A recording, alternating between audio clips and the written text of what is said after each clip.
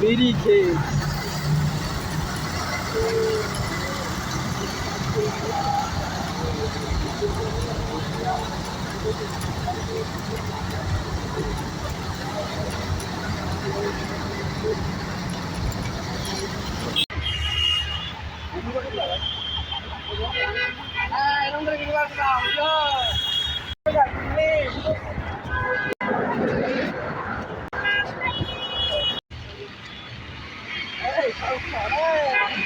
তো শাহরুখ খান দেবেন না লাগবে না।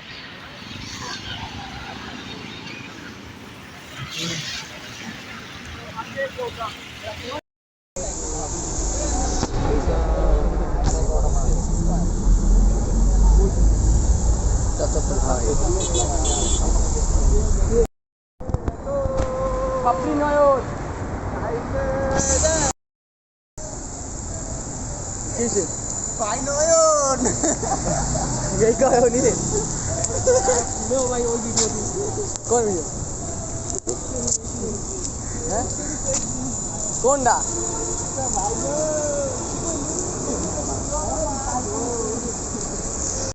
এই মুহূর্তে আমার বন্ধু একটা ইম্পর্টেন্ট কথা বললো। সেই কথাটা হচ্ছে কি, এখানে নাকি শাহবাগীর পচা গন্ধ আসে। শাহবাগীর যে শরীর দিকে যে গন্ধটা আসে, এই জায়গা থেকে সেই গন্ধটা আসে। এখানে বসে এই মনে হয় টাকার বিনিময়ে শাহবাগীরা কাজ করে। কি বলেন? হ্যাঁ ঠিক, খুব গন্ধ, নাক জ্বলে যাচ্ছে আমার। শাহবাগীদের গন্ধ আসছে এখান থেকে, এই যে জায়গা থেকে এই শাহবাগীরা এখানে এই যে টাকার বিনিময়ে কাজ করে ঘন্টা। বৃষ্টি তো নামে না। তো গাছে এলো ইমরান, আশা করি ইমরান মেরে দেয় চাইতেছে। ইমরান ভাই খুব শরম পাইতেছে, বুঝছেন ভাই? দেখেন লজ্জায় তার মুখ লাল হয়ে গেছে। দেখুন এখন তোর মনে হয়ে গেছে। এই হলো চাস্তো ভাই, চাস্তো ভাই, চাস্তো ভাই নয় ঠিকঠাক। ওই দেখেন বাপ, মানে বাপ ওভার স্মার্ট, ওভার স্মার্ট। দেখুন দেখুন বাংলাদেশে এসে জীবদের সাথে আমার দেখা হয়ে গেছে। এই প্রাণীগুলোর সাথে আমার সাথে বাংলাদেশে এসে দেখা হয়ে গেছে। দেখুন এই প্রাণীগুলোর চেহারা চিহ্নিত করে রাখুন।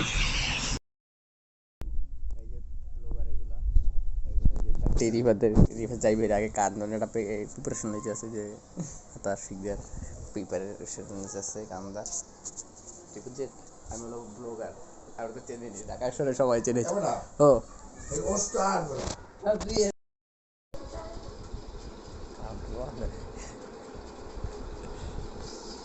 বন্ধ করে দিয়েছি।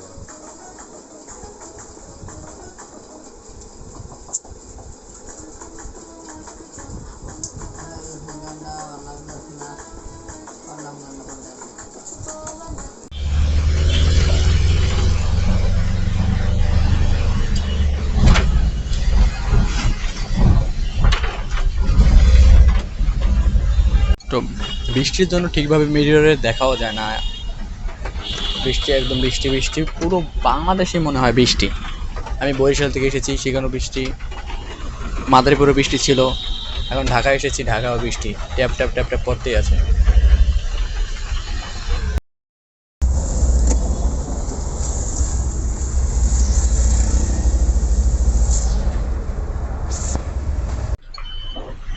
এই জন্য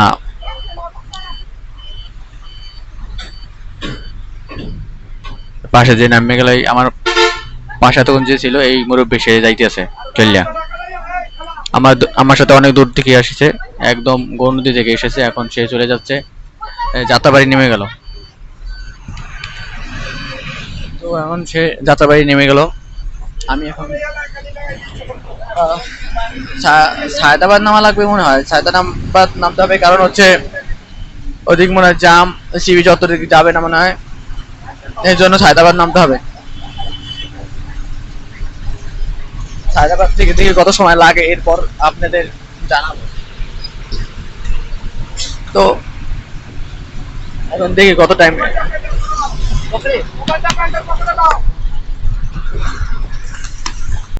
তো এখন ঢাকায় এসে পড়ছি, এখন মামার কাছে জিজ্ঞেস করি মামা কত টাইম লাগে, টিসিবি চত্বর যাইতে কত টাইম লাগবে সেটা একটু জানার বিষয়। টিসিবি চত্বর যাইতে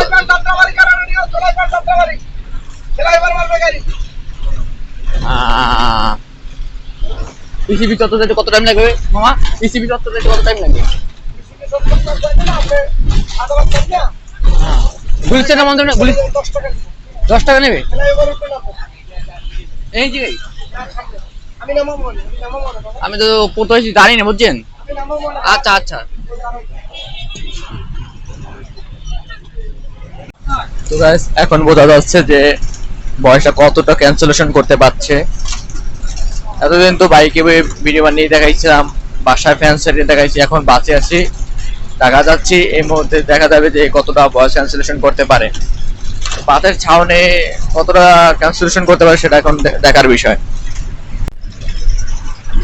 তো গাইস আশা করি আমার ভয়েসটা শোনা যাচ্ছে।